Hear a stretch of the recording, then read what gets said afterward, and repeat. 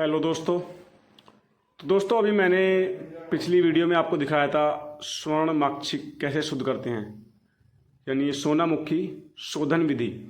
तो उसे देखने के लिए मैं आपको पार्ट 1 नीचे लिंक डिस्क्रिप्शन बॉक्स में लगा दूंगा। जो दोस्त जाके स्वर्ण माक्षिक का शोधन विधि देखना चाहता है तो वो देख सकता है।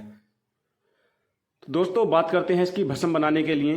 तो सबसे पहले हमने स्वर्ण माक्षिक शोधन करा, तो आप ये देख सकते हो इसकी शुद्ध होने के बाद कितनी चमक और इसकी खूबसूरती कितनी साफ सुथरी हो गई है। तो दोस्तों शोधन विधि इसीलिए जरूरी होती है। आपको जब मैंने दिखाया था तो ये काला पत्थर सा था, लेकिन अब साफ होने के बाद ये देख सकते हो कितनी चमक आ गई है इसके अंदर, और इसके अंदर बहुत ज़्यादा गंदगी निकली थी। अब इसके बाद ये इतना 200 ग्राम बचा है, तो इसकी साफ सुथराई और चमक देख सकते हो। तो दोस्तों सबसे पहले करना क्या है, इसकी भस्म के बनाने के लिए हमें स्वर्ण माक्षिक 250 ग्राम शुद्ध मुसफ्फा और 50 ग्राम गंधक आंवला सार। तो ये देख सकते हो मेरे पास गंधक आंवला सार पड़ी हुई है, ये मेरे पास शुद्ध गंधक आंवला सार है। तो सबसे पहले आपने ये मैंने पीस के रखी हुई है, ये गंधक आंवला सार 50 ग्राम गंधक आंवला सार को आपने स्वर्ण माक्षिक में मिलाकर इसकी बढ़िया तरीके से घुटाई करनी है। ये देख सकते हो मैं करके दिखा रहा हूँ आपको, ठीक है। तो जब ये दोनों चीज़ यकजान हो जाएं बढ़िया करके, तो मैं आपको दिखाता हूँ अभी। अब जब ये दोनों चीज़ बढ़िया करके यकजान हो जाएं, मिक्स हो जाएं, तो फिर आपने कैस्टर ऑयल किसी भी कंपनी का ले सकते हो दोस्तों। ये देख सकते हो आपने ये 50 ग्राम इसमें डालकर खरल करना है और इसकी टिकिया बना के फिर आग देनी है। तो मैं आपको दिखाता हूँ अभी से यकजान करके। तो दोस्तों मैंने अब इसकी 1 घंटे रगड़ाई करी है, ये देख सकते हो। तो ये इस कलर में आ गई है, थोड़ी सी मटमैले से, ठीक है। आप देख सकते हो, मैं करीब से दिखा देता हूँ। तो अब इसके अंदर डालते हैं दोस्तों कस्टर्ड ऑयल। तो कई दोस्तों ने कहा कि अब हमें लाइव दिखाया करें, बिल्कुल प्रैक्टिकल जैसे करते हैं। तो दोस्तों मैं प्रैक्टिकल करने की कोशिश करता हूँ, दिखाता हूँ। और मेरा थोड़ा सा ये होता है कि ज़्यादा लंबी वीडियो ना बने, तो इसीलिए मैं थोड़ा सा आपको वीडियो रोक रोक के और बना के दिखा देता हूँ। क्योंकि एक वीडियो को बनाने में 1 दिन नहीं लगता दोस्तों, एक वीडियो को बनाने में 2-2 महीने भी लग जाते हैं। और दोस्तों इसे 5 पुटें आएंगी, तो 5 पुटों में अपनी हल्की जामनी कलर की भस्म बनेगी, बहुत ज़बरदस्त। दोस्तों अब मैं इसको आपको वीडियो के अंदर रगड़ के दिखाऊंगा, तो वीडियो 1 घंटे की हो जाएगी कम से कम, ठीक है। क्योंकि इसकी कम से कम 6 घंटे रगड़ाई होगी दोस्तों। अगर मैं छोटे छोटे स्टेप में भी आपको रोक कर दिखाता हूँ तो 1 घंटे की वीडियो बन जाएगी। तो इसीलिए मैं आपको बस सिर्फ समझाने की कोशिश करता हूँ कि अब ये अपना जो होगा इसमें सिर्फ इसकी रगड़ाई करनी ही बाकी है। अब हमें सिर्फ और सिर्फ इसी रगड़ाई करके और टिकिया बनानी है, ठीक है। जब इसकी रगड़ाई मुकम्मल हो जाएगी 6 घंटे की, तो मैं आपको फिर दिखाऊंगा कि रगड़ाई करने के बाद किस तरह की बन जाती है, ठीक है।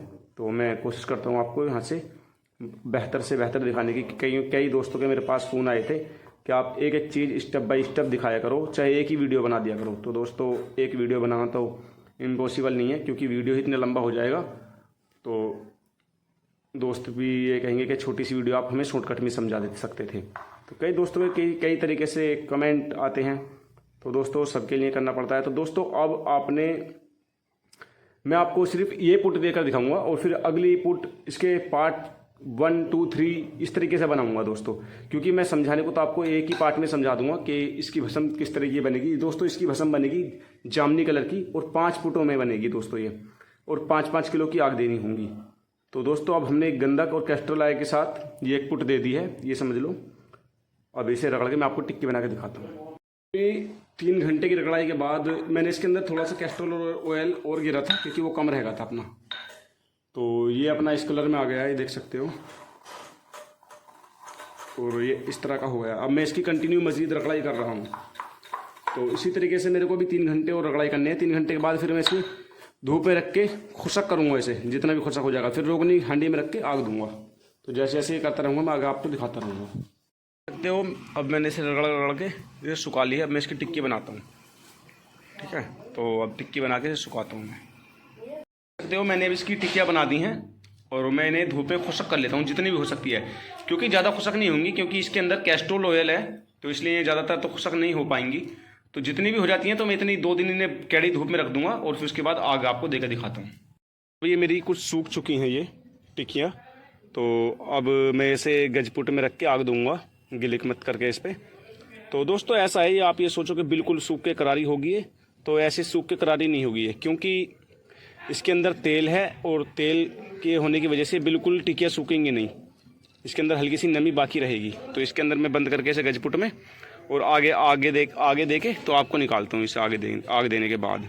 तो एक ही आग में ये, अब मैंने सुबह उठ के कुज्जी खोली है, जैसे मैंने दिखाया था वो गिल करके मैंने इसे आग दी थी 5 किलो की। तो एक ही आग में खंगड़नुमा जमाई हुई निकली है, क्योंकि इसके अंदर तेल था, कस्टर्ड ऑयल और गंधक थी, तो इस वजह से इसकी टिक्की जम चुकी है चरख खा के।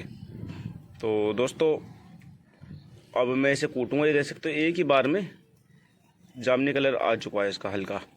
ठीक है, अब हम इसे जमेरी नींबू का रस डाल के दोबारा आग देते हैं इसे। अब मैंने इसकी पिसाई कर ली है, तो पिसाई के बाद ये हल्का सा ब्लैक कलर में आ गया है, ब्लैक से कलर में कजली सी, लेकिन ये हल्का सा इतना ब्लैक नहीं है। तो मैं आपको दिखाता हूँ, एक ही आग में देख सकते हो पानी के ऊपर कुछ तहने लग जाएगी भस्म, ये देख सकते हो, एक भी कख नीचे नहीं बैठ रहा दोस्तों, ये पानी के ऊपर तह रही है दोस्तों एक ही आग में। अब मैं आपको दूसरी आग दे के दिखाऊंगा यहाँ से। अब इसे हम रगड़ाई शुरू करते हैं।